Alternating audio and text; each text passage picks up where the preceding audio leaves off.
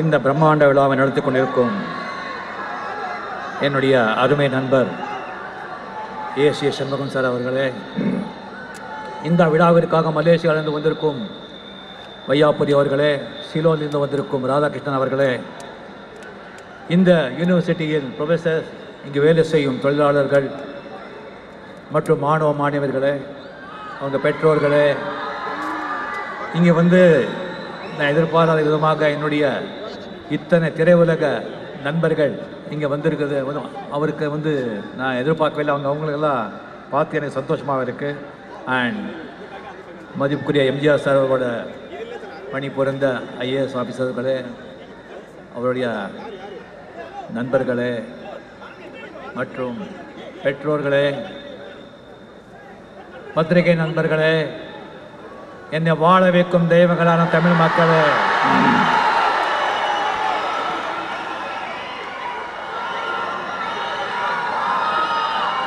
நான் இது ஒரு யூனிவர்சிட்டி விழா அப்படின்னு சொல்லி நினைச்சிட்டு இருந்தா இங்கே ஒரு கட்சி மாநாடு மாதிரியே ஆயிடுச்சு. இதை நான் அரசியல் மேடை ஆக்கக்கூடாது, அரசியல் பேசக்கூடாது அப்படின்னு தான் நினச்சிட்டு இருந்தேன். பட் ஏசி சார் அவரை அதை பற்ற வச்சுட்டார். முதலில் நான் என் ரசிகர்களுக்கு என்ன தெரியப்படுத்திக் என்றால், பேனர்ஸ் கட் அவுட்ஸ் பப்ளிக் ஜனங்களுக்கு எழுதல் ஆகாமல் வைக்கக்கூடாதுங்கிற ஒரு ஹைகோர்ட் சட்டமே இருக்குது. அதை நாம் கொஞ்சம் மீறி இருக்கோன்னு தோணுது எனக்கு. தயவு செஞ்சு அந்த மாதிரி இந்த வருங்காலத்தில் செய்ய வேண்டாம் அப்படின்னு சொல்லி தாழ்மையுடன் கேட்டுக்கொள்கிறேன். அந்த இடைஞ்சலாக நடந்தது தான் மக்கள் மன்னிக்கணும்.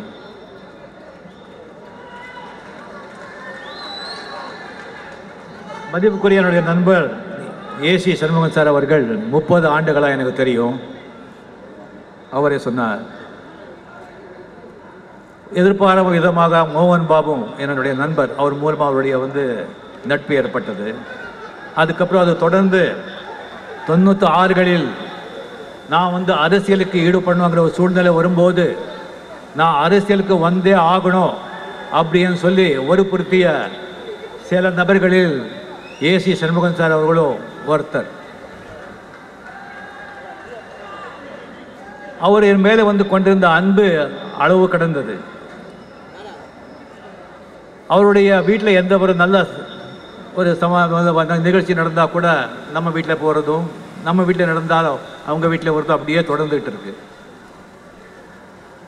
அவர் ஒரு மிடில் கிளாஸில் பிறந்து சட்டத்தை படித்து மக்கள் திலகம் எம்ஜிஆர் சார் அவர்களுடைய மேக்னெட்டாலே ஈர்க்கப்பட்டு அவர் ஆரம்பித்த அண்ணா திராவிட முன்னேற்ற கட்சியோட ஃபவுண்டர் மெம்பராக இருந்து அவருடைய ஆசையோட எம்எல்ஏ எம்பி ஆகி அவருக்கு சொல்லுக்கு இணங்க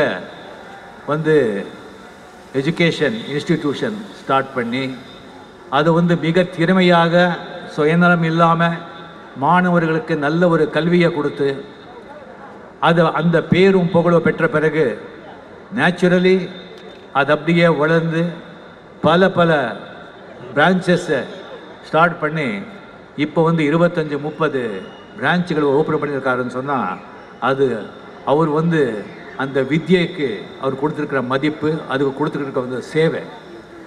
ஒரு 30,000 மாணவர்கள் அவருடைய இன்ஸ்டிடியூஷனில் படிக்கிறாங்க, 10,000 பேர் ஒரு வேலை செய்கிறாங்கன்னு சொன்னால் அது ஒரு சேர்ந்த மிகப்பெரிய சாதனை. அது தொடரணும். ஆண்டவன் அருளவுக்கு எப்போவும் இருக்கணும்னு சொல்லி இந்த விழா மூலமாக இப்போ நான் ஆண்டவனை வேண்டிக்கிறேன். என்னை 816லேயே சொன்னார், எம்ஜிஆர் சிலையை ஆரணியில் திறக்க போகிறேன், நீங்கள் தான் அது திறக்கணும் அப்படின்னு சொல்லிட்டு அது சில காரணங்களால் திறக்க முடியலை. அதுக்கப்புறம் 17 த மெயின் யூனிவர்சிட்டியில் நீங்கள் தான் திறக்கணும், இல்லைன்னா நான் யாரையும் கூப்பிட மாட்டேன் அப்படின்னு சொல்லி ரொம்ப பிடிவாதமாக இருந்தார்.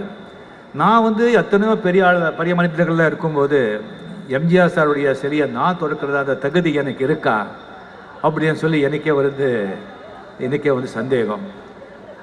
அவர் சொன்னார், ஏன் நான் கேட்டேன் அவர்கிட்ட, ஏன் இவ்வளோ நீங்கள் பர்டிகுலராக இருக்கீங்க, நான் தான் திறக்கணும் அப்படின்னு சொல்லிட்டு. ஆனால் எம்ஜிஆர் சார் வந்து திரையுலகத்திலிருந்து வந்தவர். அரசியல்வாதிங்க வந்து பண்ணால் அது வந்து பரவாயில்ல, திரையுலகத்தில் சார்ந்தவர்கள் யாராவது வந்து திறக்கணும்னு சொல்லி ஆசைப்படுறேன்.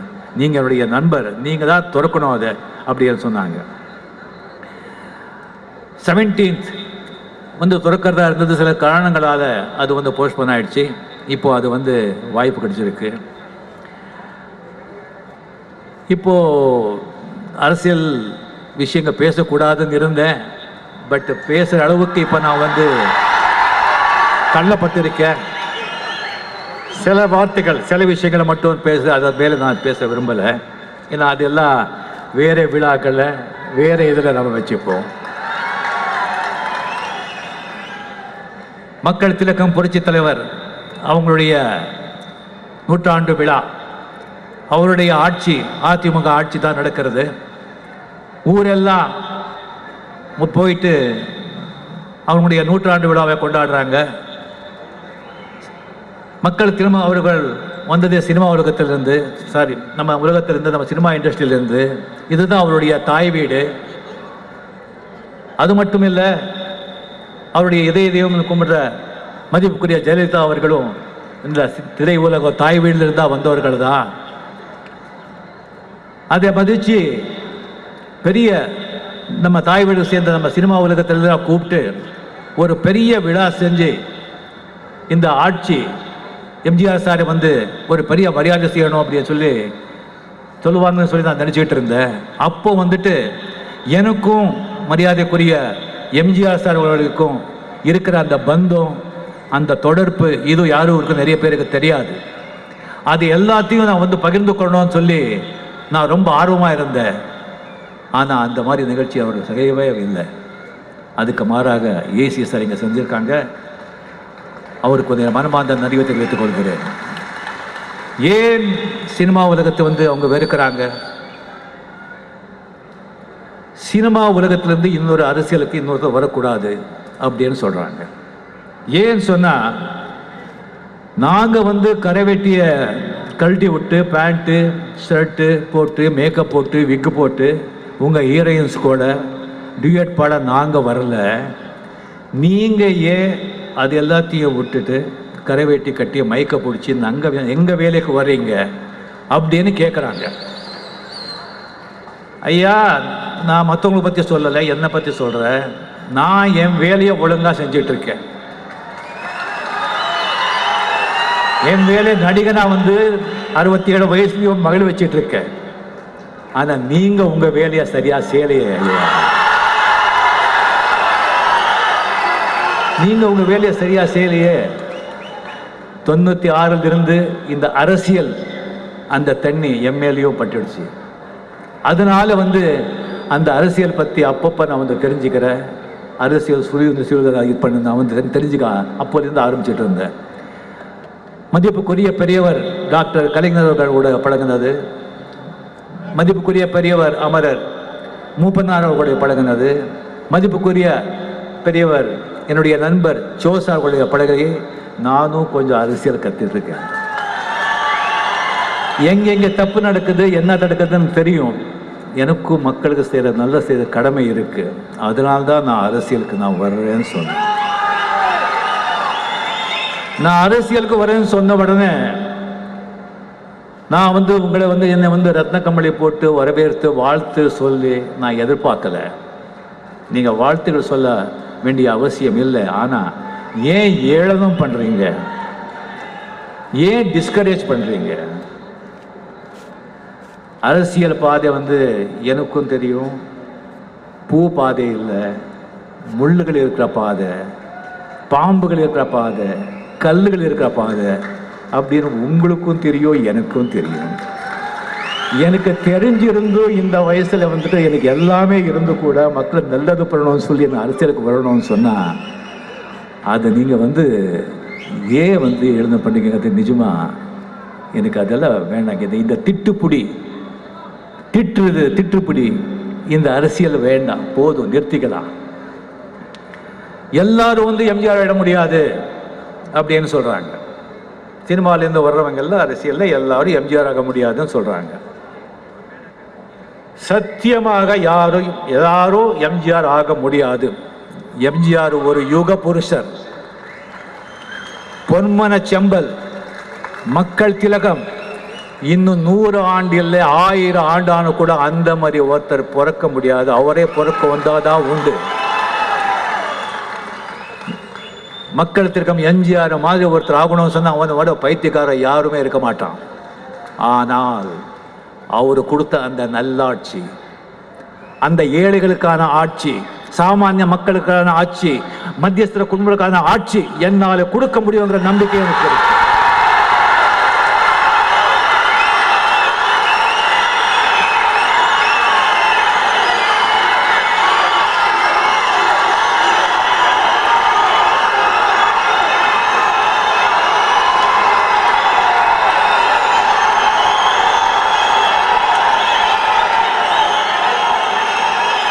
மக்களுடைய ஆசீர்வாதத்தால, இளைஞர்களோட சப்போர்ட்டால, டெக்னாலஜியை யூஸ் பண்ணி நல்ல சிந்தனையாளர்கள், ஆலோசகர்கள், திறமசாலிகளை வச்சுக்கிட்டு அந்த மாதிரி ஆட்சியை என்னால் கொடுக்க முடியும்.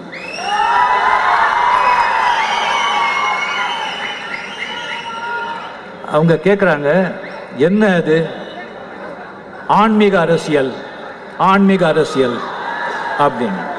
நான் ஏற்கனவே சொன்னேன், உண்மையான, நேர்மையான, வெளிப்படையான, ஜாதி மத சார்பற்ற அறவழியில் நடக்கிறதா ஆன்மீக அரசியல். அதுக்கு மேலும் சொல்ற, தூய்மைதான் ஆன்மீகம், தூய்மையான அரசியல். ஆன்மீகம் சொன்னா எல்லா ஜீவன்களும் ஒண்ணுதான், எல்லாமே பரமாத்மா அப்படிங்கிறதா ஆன்மீக அரசியல். இறை நம்பிக்கை இருக்கிறதா ஆன்மீக அரசியல். அப்போ திராவிடத்தில் இறை நம்பிக்கை கிடையாதா? தூய்மை கிடையாதா? நேர்மை கிடையாதா? ஜாதி மத சார்பற்ற கிடையாதா? ஆன்மீக அரசியல் இனிமே தான் பார்க்க போறீங்க. ஆன்மீக அரசியல் என்ன?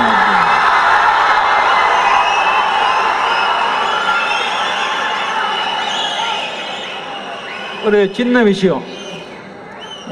விஷயம், அதுக்கு ஒரு பெரிய டிபேட்டு. கொள்கை கேட்டா தலை சுத்துதுன்னு சொல்றாங்க அப்படின்னு. ஐயா, 31ஆம் தேதி நான் அரசியலுக்கு வர்றேனா இல்லையா அப்படிங்கிறது தெரிவிக்க போற அப்படின்னு சொல்லியிருக்கேன். 31ஆம் தேதி. 29ஆம் தேதி உங்க கொள்கை என்னன்னு கேட்குறாங்க. இது எப்படின்னா, பொண்ணை பார்க்க போயிட்டு இருக்கும்போது கல்யாணத்துக்கு எனக்கு இன்விடேஷன் வரலையேன்னு கேட்குற மாதிரி. அந்த மாதிரி ஒரு ரிப்போர்ட்டர், சின்ன பையன், என்ன இப்படியெல்லாம் இருக்காங்கன்னு சொல்லி எனக்கு தலையை சுத்துச்சு. சரி, அதாச்சு. பெரிய பெரிய அரசியல் தலைவர்கள் பெரிய பெரிய மேடையில ஜனங்க முன்னால இதை பத்தி கிண்டல் பண்றாங்க, பேசுறாங்க. ஐயா, ஒன்று தெரிஞ்சுக்கங்க, மாஸ் ஜனங்க முன்னாலே பேசும்போது ரொம்ப ஜாக்கிரதையா பேசணும். ஒரு மாஸ் இன்டெலிஜென்ஸ் சொல்லுவாங்க. மாஸ் இன்டெலிஜென்ஸ், அவங்களுக்குன்னு ஒரு அறிவு உண்டாகும். ரொம்ப ஜாக்கிரதையா பேசணும். நம்ம சினிமாக்காரங்களுக்கு நமக்கு தெரியும், மாச கணக்கில் ரூம் போட்டு ஸ்டோரி எல்லாம் டிஸ்கஸ் பண்ணி கதை பண்ணுவோம், லாஜிக் எல்லாம் பார்த்து கதை பண்ணுவோம். ஆனால் படத்தை பார்த்துட்டு அது சரியில்லை, இது சரியில்லை அப்படின்னு சொல்லி ஒரே ஒரு ஷோல சொல்லிடுவாங்க. அதே ஆளை நீங்க தனியா படத்தை போட்டு காமிங்க, சொல்ல முடியாது. Mass psychology. ஜனங்க கிட்ட பேசும்போது ரொம்ப ஜாக்கிரதையா பேசணும். சரி, இப்போ ஏன் வர்றீங்க? மதிப்புக்குரிய புரட்சி தலைவர் ஜெயலலிதா அவர்கள் இருக்கும்போது ஏன் வரல? பயமா?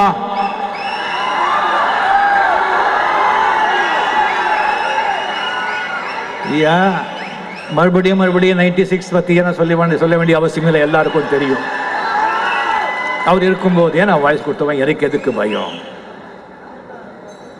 வெற்றிடம் இருக்கு அப்படின்னு நினைச்சு இப்ப வர பார்த்தாங்களா? ஆமா ஐயா, வெற்றிடம் இருக்கு. நல்ல தலைவனுக்கு வெற்றிடம் இருக்கு, தலைமைக்கு வெற்றிடம் இருக்கு. ஒரு சக்தி வாய்ந்த, திறமை வாய்ந்த 2 தலைவர்கள் இருந்தார்கள். மதிப்புக்குரிய ஜெயலலிதா அவர்கள், அவருடைய ஆளுமை பற்றி யாருமே கேள்வி கேட்க முடியாது. அவர் அந்த கட்சியை எப்படி வச்சு இந்தியாவில் எந்த லீடர் அந்த கட்சி அந்த கட்டுப்பாட்டில் வைக்கல, அந்த மாதிரி ஒரு வச்சிருந்தார் கட்டுப்பாடு தலைவர். எஸ், அந்த அதுக்கப்புறம் அந்த சைடு மரியாதைக்குரிய கலைஞர் அவர்கள் என்னுடைய நண்பர், அருமை நண்பர். 13 ஆண்டுகள் ஆட்சியில் இல்லைன்னு சொன்னா கூட கட்சியை காப்பாற்றினார், கட்டி காப்பாற்றினார். எவ்வளவு பெரிய கட்சி, அந்த கட்சியில் எத்தனை தலைவர்கள் உருவாக்கி இருக்காங்க. அவங்க எல்லாரும் எந்த ஒரு மனசு விசாபம் இருந்தா கூட எப்படி கட்டி வச்சிருந்தாங்க தலைவர். அவர் இப்போ உடல்நல செய்யலாம இருக்காங்க. தமிழ்நாட்டுக்கு ஒரு தலைமை தேவை, ஒரு தலைவர் தேவை. அந்த இடத்தை நான் நிரப்புறதுக்கு நான் வர்றேன்.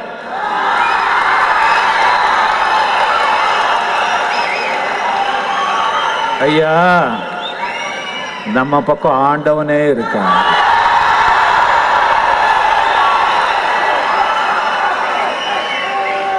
சாரி, இத்தோட நான் நிறுத்துக்கிறேன்.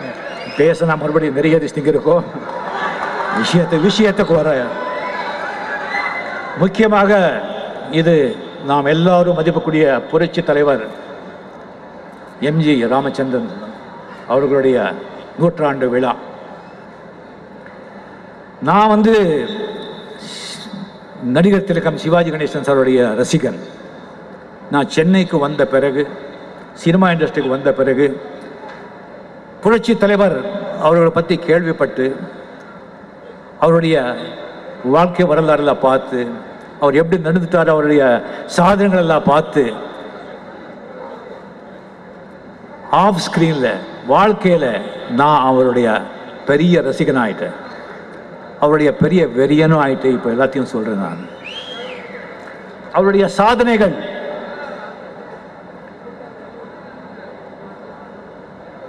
ஐம்பதுகளில் பெரிய ஹீரோவாக ஆக்ஷன் ஹீரோவாக இருந்தார். பெரிய ஆக்ஷன் ஹீரோ லைக் அலிபாபா படம், மலைக்கள்ளன், அந்த மாதிரி படங்கள் இருக்கும்போது சடனா 50 or 52 நினைக்கிறேன், சிவாஜி சார் அவருடைய என்ட்ரி,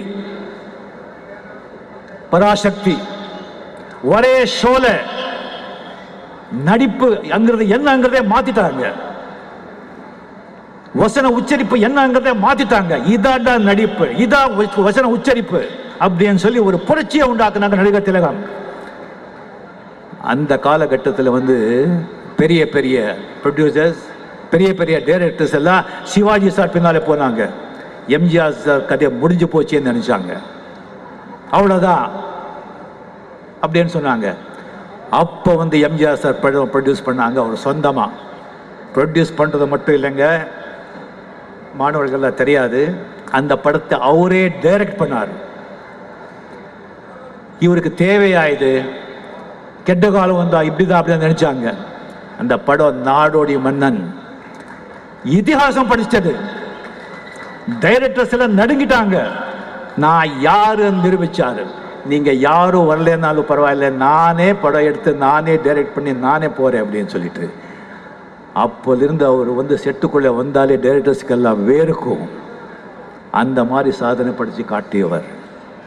அவர் காலத்தில் யாரோட ஒரு போட்டி, சினிமாவில் யாரோட போட்டி?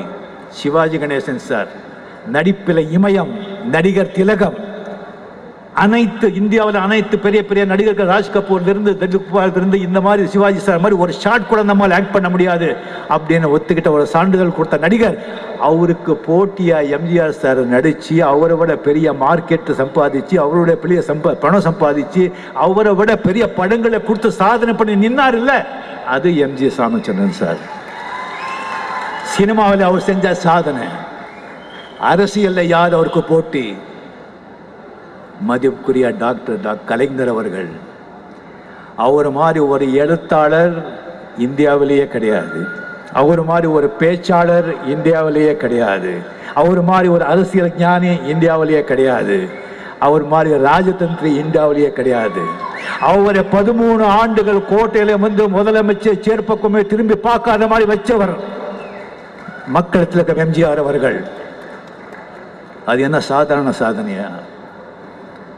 13 ஆண்டுகள் அவருக்கு மக்களுக்கு அடுத்த ஆட்பு. சாமானிய மக்களுக்கு ஒரு கரண்ட் இல்லாத வில்லேஜுக்கு கரண்ட் போச்சு. ஒவ்வொரு குடிசையிலையும் ஒவ்வொரு விளக்கு ஃப்ரீயாக கொடுத்தாங்க. ஒவ்வொரு வில்லேஜுக்கு பஸ்ஸை வந்து பண்ணாங்க, ரோடு போட்டாங்க. 13 ஆண்டுகள் 1 kg அரிசிக்கு 1.25 ரூபாய், அதுக்கு மேலே தாண்டவே இல்லைங்க. பஸ் கட்டணம் தாண்டவே இல்லை. அப்புறம் இலவசம் அதெல்லாம் வந்துடுச்சு, அது விட்டுடுங்க. மதிய உணவு காமராஜர் கொண்டு வந்து மதிய உணவு 100 குழந்தைங்க ஒரு கிளாஸ்ல இருக்காங்கன்னு சொன்னா 30 பேர் 3 மடங்கு தான் மதிய உணவு கொடுத்துட்டு இருந்தது. ரொம்ப கேலியாக இருக்கு. எம்ஜிஆர் சார் வந்த பிறகு அது மதிய உணவுன்னு சொல்லி எல்லாருக்கும் சாப்பாடு போட்டாங்க. சத்துணவு திட்டம் சொல்லி அது எப்படி பண்றாங்கன்னு சொல்லி செஞ்சு காமிச்சாங்க. அதுக்கப்புறம் சர்வசாதாரணம் அப்போ எல்லாம் வந்து அந்த காலத்தில் டபுள்ஸ் போனா பிடிச்சிருவாங்க. ஏழை மக்கள் டபுள்ஸ் போனா பிடிச்சிருவாங்க. அந்த சட்டத்தை மாத்தினாங்க, டபுள்ஸ் போலாம் அப்படின்னு.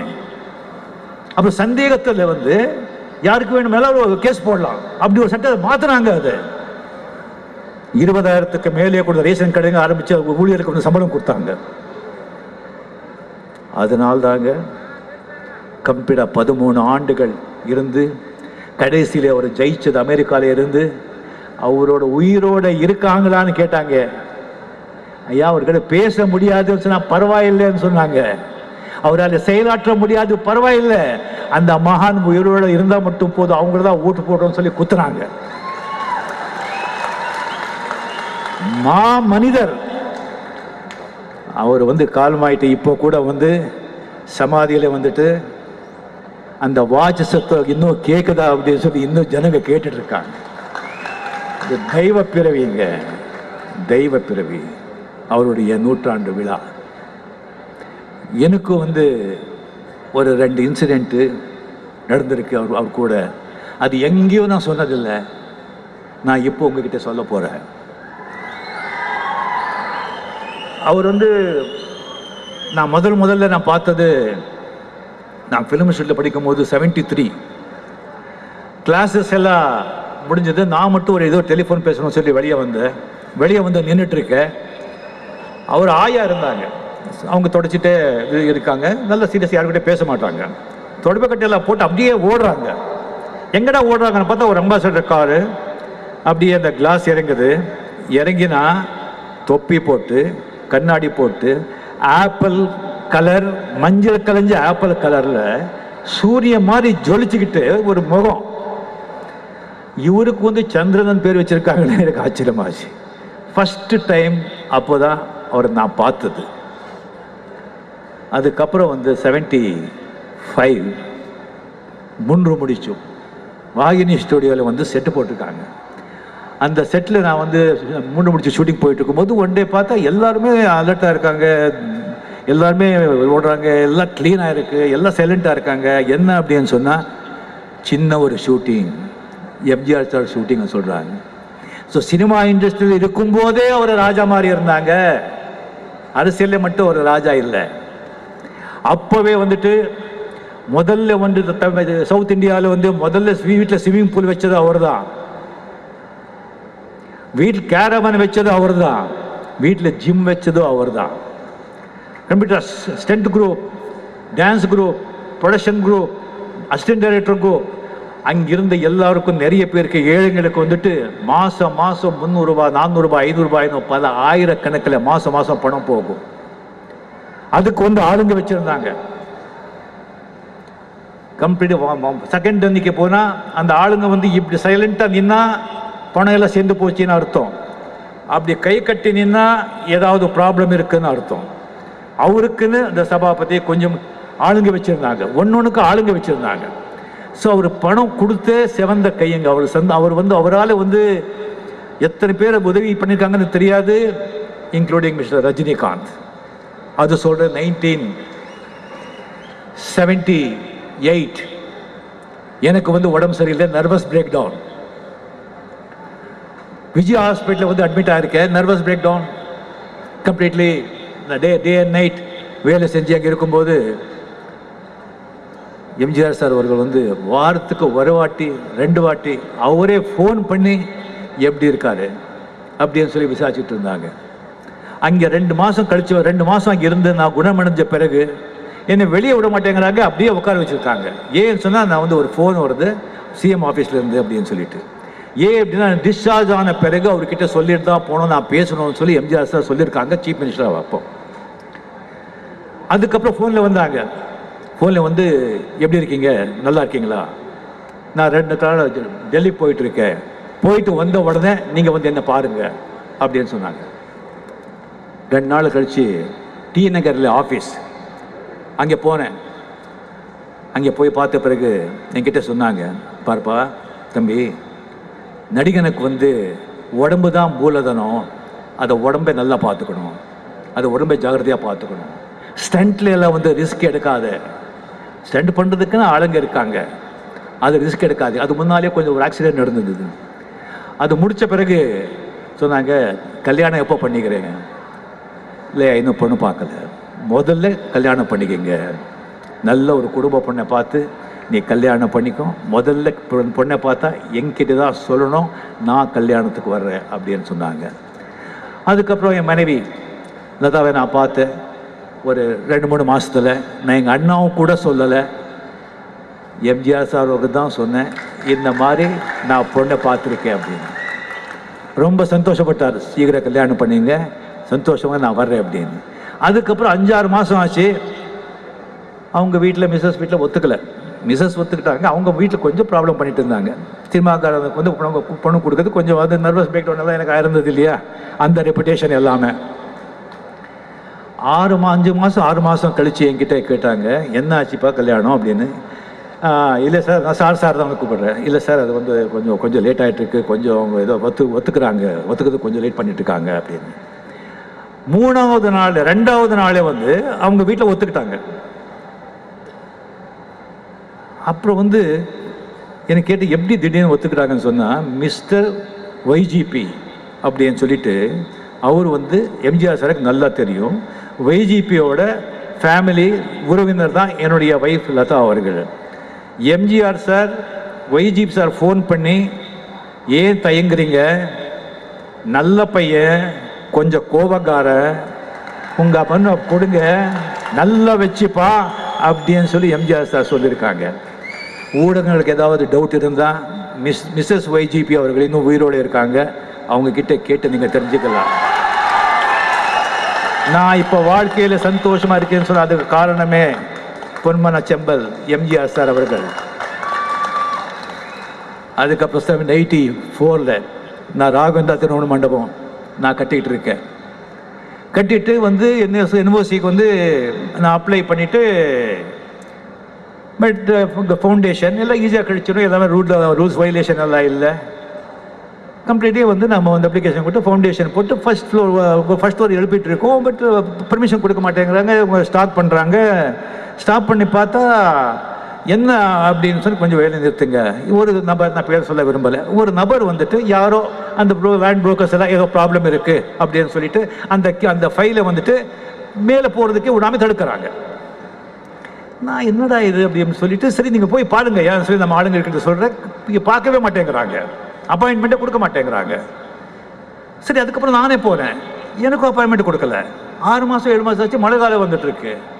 அதுக்கப்புறம் என்னுடைய நண்பர்கள் சொன்னாங்க, இது ஒரே வழி தான், நீங்கள் வந்து சிஎம்ஏ போய் பார்த்துடுங்க அப்படின்னு சொன்னாங்க. எனக்கு தயக்கம், யார்கிட்டையும் இப்படி கேட்டு பழக்கமே இல்லை, நியாயமாக இருக்குது. ஸோ என்ன பண்ணுறது அப்படின்னு சொல்லி அதுக்கப்புறம் வேறு வழி இல்லை. இப்போ நான் பாம்பேல இருந்தேன். நான் ஃபோன் பண்ணி எங்கள் அப்பாயின்மெண்ட் கேளுங்க. நெக்ஸ்ட் டே அப்பாயின்மெண்ட் கொடுத்துட்டாங்க. நான் ஃப்ளைட்டு நைட்டு பிடிச்சி கிடிச்சு மார்னிங் வந்து ராமவர் தோட்டத்தில் போய் உட்காந்து வந்து கேட்டு உடனே, என்ன எப்படி இருக்கீங்க, என்ன சமாச்சாரம், ஃபோன் பண்ணீங்க, நல்லா இருக்கீங்களா, ஒன்றும் ப்ராப்ளம், என்ன ப்ராப்ளம்? இல்லைங்கய்யா, அது வந்து இந்த மாதிரி கோடம்பாக்கத்தில் ஒரு மண்டபம் கட்டிகிட்ருக்கேன், அதுக்கு வந்து ஒரு நபர் வந்து இந்த மாதிரி கொஞ்சம் ப்ராப்ளம் பண்ணிட்டு இருக்காங்க சொல்லும்போது, எல்லாமே கரெக்டாக இருக்குல்ல, அவங்க எல்லாம் அப்போ என்ன ப்ராப்ளம், நீங்கள் நாளைக்கு வாங்க, நான் பாம்பேலேருந்து வந்துட்டுருக்கேன். பாம்பேலேருந்து வர்றீங்க, எத்தனை நாள் ஷூட்டிங்? 10 நாள். ஏன் வந்தீங்க அப்புறம் சொல்லாமல், நீங்கள் முடிச்சுட்டு வாங்க, முடிச்சுட்டு வந்து நீங்கள் ஃபோன் பண்ணுங்கன்னு சொன்னாங்க. நான் ஷூட்டிங் முடிச்சுட்டு நான் வந்து ஃபோன் பண்ணேன். நெக்ஸ்ட் டே ஈவினிங்கே அப்பாயின்மெண்ட் கொடுத்தாங்க. நான் போகிறேன். நான் 6 மாதமாக தேடிட்டு இருந்த நபர் அங்கே கை கட்டி உட்காந்துருக்காங்க.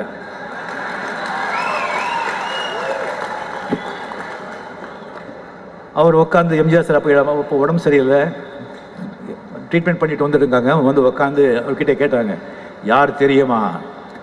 தெரியும் அண்ணன். இந்த காலத்தில் நடிகருங்க பணம் சம்பாதிக்கிறதே கஷ்டம். ஒரு பையன் தம்பி வந்து பணம் சம்பாதிச்சு அதை காப்பாற்றுறது இன்னும் கஷ்டம். ஒரு நல்ல காரியம் பண்ணிட்டு இருக்காங்க, அதுக்கு வந்து தொல்லை கொடுக்கலாமா? உடனே என்ன இருக்கோ அதெல்லாம் பார்த்து நீங்கள் கிளியர் பண்ணுங்கள், திருநாவுக்கரசு ஃபோன் போடுங்க சொன்னாங்க. அப்போ வந்து ஹவுசிங் போர்டு மினிஸ்டர் திருநாவுக்கரசு உடனே ஃபோன் பண்ணி அதெல்லாம் கரெக்டாக இருந்தால் ஏவி பண்ணுறீங்க, உடனே தம்பிக்கு வந்து எம்எம்டியை பாஸ் பண்ணுங்க சொன்னாங்க. மூணே நாளே என்ஓசி வந்தது, எம்எம்டிஏ என்ஓசி வந்தது. ராகவேந்திர மண்டபத்தை கட்டினதுக்கு காரணமே அவர் தாங்க.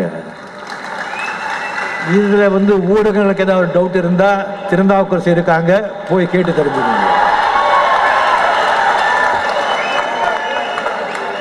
இந்த மாதிரி ஒரு பொன்மன செம்பல் அவருடைய எத்தனை பேர் உதவி. அது வந்து ஒரு தெய்வ பிறவிங்க. அவர் ஒரு மர்ம மனிதர், மாய மனிதர், தெய்வ பிறவி. அந்த ஆண்டவனுடைய சக்தி அவரை இயக்கிட்டு இருந்தது. அந்த மூக்காம்பிக்கை, அந்த அம்மன், அதுதான் அவரை இயக்கிட்டு இருந்தது. அந்த மதுரை வீரன் அவர் தான் அவரை இயக்கிட்டு இருந்தாங்க. ஸோ அவருடைய கண்களை சிலத்தை அவரை பற்றி நான் பேசுறதுக்கு ஒரு நல்ல வாய்ப்பு கொடுத்த ஏசி சார் அவர்களுக்கு என் வாழ்க்கையில் நான் மறக்க மாட்டேன். இது வந்து உடனே ஐஏடிஎம்கே ஓட்டு எம்ஜிஆருடைய விசுவாசிகள் தான் இழுக்க பார்க்குறாங்க.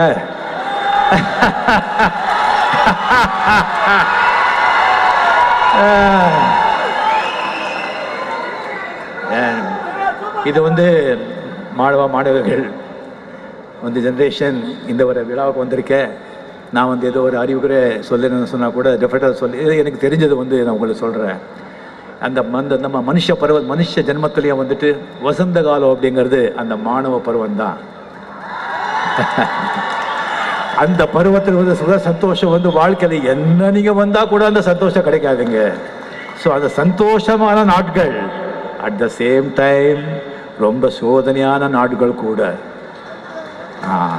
உங்கள் வாழ்க்கையை வந்து வாழ்க்கையோட அஸ்திவாரம் இதில் தான் இருக்கு. இந்த 4 வருஷம் நீங்கள் கஷ்டப்பட்டு படித்தாதான் உங்கள் 40 வருஷம் வாழ்க்கை நல்லா இருக்கும். படிப்பது மட்டும் இருக்கட்டும் உங்களுடைய எண்ணம், உங்களுடைய கவனம். வேற எதுலையும் நீங்கள் கவனம் செலுத்தாதீங்க. நீங்கள் காலேஜ் வந்து ஸ்டெப்ஸு படிகள் ஏறும்போது நீங்கள் வந்து உங்களுடைய வாழ்க்கை, உங்களுடைய ஃபியூச்சர், உங்களுடைய எதிர்காலம், உங்களுடைய சந்தோஷம் மட்டும் இல்லை, உங்கள் அப்பா அம்மாவோட உழைப்பு,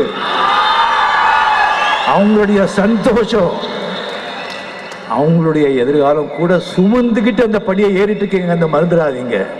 எக்காரணத்தை கொண்டு படிப்பு தான், அதில் தான் கவனத்தை செலுத்துங்க. அரசியலை பற்றி தெரிஞ்சுக்கங்க, புரிஞ்சுக்கங்க. ஆனால் அரசியலில் படிக்கும்போது முழுசாக ஈடுபடாதீங்க. நானே கட்சி ஆரம்பித்தா கூட நீங்க மாணவர்கள் படிப்பை விட்டு ஆக்சுவலி ஈடுபடாதீங்க. ஓட்டு போட்டீங்களா பார்த்துங்க, அவ்வளவுதான்.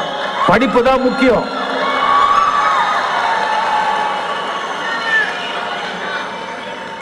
இன்னொன்று வந்து நான் சொல்ல விரும்புகிறேன்.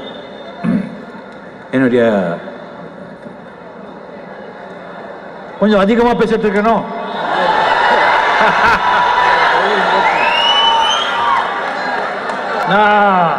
இது ரொம்ப முக்கியமான விஷயம் மாணவர்களுக்கு. நான் வந்து பெங்களூர்ல கன்னடா மீடியம்ல படித்தேன். Middle school, primary school, middle school Kannada மீடியம்ல படித்தேன். 98% மார்க்ஸ், ரொம்ப புத்திசாலி. ஸோ பிரைமரி மிடில் ஸ்கூல்ல வந்து அவ்வளோ மார்க்ஸ் வந்திருக்குன்னு சொல்லிட்டு ஹை ஸ்கூல்ல வந்துட்டு ஒரு பிரைவேட் ஸ்கூல் இங்கிலீஷ் மீடியம் ஸ்கூல்ல என்ன போட்டாங்க. எல்லாரும் இங்கிலீஷ் பேசுறாங்க. Medium of instruction English. நான் வந்து தமிழை படிச்சு நான் ஃபங்க் ஆயிட்டேன். 98% மார்க் வாங்கிட்டு இருந்த நான் 17-18 மார்க்ஸ் வாங்குறதுக்கு போயிட்டு ஃபர்ஸ்ட் பேஜ்ல இருந்தாலும் பின்னால் பேஜ்ல வந்துட்டேன். என்ன லாங்குவேஜ் அப்படியே வந்துட்டு இப்போ இந்த பல்கலைக்கழகத்தில், யூனிவர்சிட்டியில் எத்தனையோ பேர் வந்து எல்கேஜிலேருந்து +2 வரைக்கும் தமிழ் மீடியமில் வந்து படிச்சுட்டு வந்திருப்பீங்க. இப்போ எல்லா டிகிரி கோர்ஸும், எல்லா ப்ரொஃபஷனல்ஸ் இதுவும் எல்லாமே இங்கிலீஷில் தான். அப்போ வந்து டெஃபினெட்லி நமக்கு வந்து ரொம்ப கஷ்டம். இங்கிலீஷ் புரியலைன்னா ரொம்ப கஷ்டம். இன்னொன்று, இங்கிலீஷ் வந்து வேற லாங்குவேஜ் வந்து நீங்கள் தப்பாக பேசினாலும் அதை வந்து கிண்டல் பண்ண மாட்டாங்க, கலாட்டா பண்ண மாட்டாங்க, ரசிப்பாங்க. அதே இங்கிலீஷ் ஆங்கிலத்துக்கு வந்து தப்பா பேசினா கிண்டல் பண்ணுவாங்க, கலாட்டா பண்ணுவாங்க, வேடிக்கை பார்க்குறாங்க. அதுக்கு பயந்தே வந்து இங்கிலீஷ் பேச மாட்டேங்கிறாங்க. இங்கிலீஷ் பேச பேசதான் வரும், பேச பேசதான் வரும். தயவு செஞ்ச மாணவர்கள், உங்கள் கூட உங்கள் நண்பர்கள் கூட இங்கிலீஷ் பேச கற்றுக்குங்க. அதுதான் உங்களுக்கு ஃபியூச்சர். உங்கள் தொழிலுக்கு அதுதான் வந்து உதவும். அது வந்து கம்யூனிகேஷன் இப்போ குளோபல் வில்லேஜ் ஆயிடுச்சு, கம்ப்ளீட்லி கம்ப்யூட்டர் வேர்ல்ட். நீங்கள் ஆங்கிலம் கற்றுக்கிட்டாதான் உங்கள் தொழிலில் நீங்கள் முன்னேற முடியும். தமிழ் பேசுனா மட்டும் தமிழ் வளராதுங்க. தமிழன் வளர்ந்தாதான் தமிழ் வளரும். இப்போ இந்த மாடர்ன் உலகத்தில் வந்து இளைஞர்கள் ஆங்கிலம் கற்றுக்கிட்டு பல மாநிலங்களுக்கு போய் பல நாடுகளுக்கு போய் பேரும் புகழும் வாங்கினா அது தமிழனுக்கு பேரு, தமிழுக்கு பேரு. சுந்தர் பிச்சையால யாருக்கு பேரு? தமிழனுக்கு பேரு, தமிழுக்கு பேரு. அப்துல் கலாமால யாருக்கு பேரு? தமிழனுக்கு பேரு, தமிழுக்கு பேரு. ஏன்னா ஆங்கில புலமை இருந்தது, அதனால சொல்றதா. ஸோ அது நீங்க பழகிங்க. அண்ட் நீங்க வந்து உங்க வாழ்க்கையில உங்க துணைவியை வந்து நீங்க செலக்ட் பண்றீங்களோ, கரெக்டா செலக்ட் பண்ணுவீங்களோ தெரியாது. உங்க நண்பர்களை வந்து மட்டும் கரெக்டா நீங்க செலக்ட் பண்ணுங்க. உங்க நண்பர்கள் தான் உங்க வாழ்க்கையை வந்து சேஞ்ச் பண்றவங்க, எந்த திசையில வர கொண்டு போறவங்க. அதுதான் ரொம்ப முக்கியம். மாணவர்களே, மகாபாரதத்தில் ஒரு கதை வருது, ஒரு இன்சிடென்ட் வருது. துரோணாச்சாரியார் துரியோதனனை கூப்பிடுறாரு. கூப்பிட்டு, துரியோதனா, எனக்கு உங்களுக்கு 30 நாள் டைம் கொடுக்கிறேன். எனக்கு 10 பேர் நல்லவங்க வேணும், எனக்கு கூட்டிட்டு வா, நான் ஒரு காரியம் செய்யணும்னு சொல்றாங்க. சரி குருதேவா அப்படின்னு சொல்லி துரியோதனா பொறுப்படுறா. நல்ல 10 பேர் நல்லவங்களை தேடுறதுக்கு தர்மரை கூப்பிடுறாங்க. தர்மராஜா, நான் ஒரு காரியம் செய்யணும், எனக்கு 10 பேர் கெட்டவங்க வேணும், 30 நாள் டைம் கொடுக்குறேன், ராஜ்யத்தில் சுற்றி கொண்டு வான்னு சொல்கிறாங்க. அவரு போகிறாங்க. 30 நாள் முடிகிறது. துரியோதனை வர்றா, வெறும் கையில் வர்றா. என்ன துரியோதனை ஆச்சுன்னா, மன்னிச்சிருங்க குருதேவா, நான் ராஜ்யெல்லாம் தேடினேன், ஒருத்தன் கூட நல்லவன் கிடைக்கல, ஏதாவது ஒரு கெட்ட குணம் இருக்கு, அது என்ன காரியம் சொல்லுங்க, அதை நானே பண்ணி முடிச்சிடுறேன்னு சொல்றாங்க. தர்மராஜன் வர்றா, அவரு தனியா வர்றாரு. என்ன தர்மான்னு கேட்டா, மன்னிச்சிருங்க குருதேவா, நானும் வந்து 10 கெட்டவங்களை பார்த்தேன், ஒருத்தன் கெட்டவங்க கூட கிடைக்க மாட்டேங்கிறான், எல்லாம் நல்லவங்க தான் இருக்காங்க, அது என்ன காரியம் சொல்லுங்க, நானே முடிச்சிடுறேன்னு சொல்றாங்க. இதுல என்ன தெரியுதுன்னு சொன்னா, துரியோதனை கெட்டவன், கெட்ட குணம் உள்ளவன். அதனால்தான் கெட்டவங்களையே தேடுறான். அவனை பார்க்கறவங்க எல்லாம் கெட்ட குணங்களே கண்ணுக்கு தெரியுது. தர்மன் நல்லவன், அவன் பார்க்கும்போது தர்மம் நல்ல குணங்களே தெரியுது, கெட்ட குணங்கள் தெரியல. அதே மாதிரி நீங்க முதல்ல நல்லவங்களா இருந்தால் உங்களுக்கு நல்ல குணங்கள் இருக்கிற நண்பர்களே கண்ணுக்கு தெரிவாங்க. அவங்க கூட நீங்க வந்து ஃப்ரெண்ட்ஷிப் பண்ணுவீங்க, உங்க வாழ்க்கை ரொம்ப நல்லா இருக்கும் அப்படின்னு சொல்லி இந்த அருமையான விழாவிற்கு எனக்கு வாய்ப்பு தந்து இதை வந்து ஒரு மாநாடு மாதிரியே நடத்திய நம்ம அன்பரிய நண்பர் நம்ம ஏசி செண்பகம் அவர்களுக்கும், இங்கே பாராட்டி பேசின அனைவருக்கும் என் மனமார்ந்த நன்றியை தெரிவித்துக் கொண்டு, நான் இதை பேசுறதுல ஏதாவது வந்து தப்பு இருந்தால் தயவு செஞ்சு மன்னிச்சிடுங்க. நன்றி, வணக்கம்.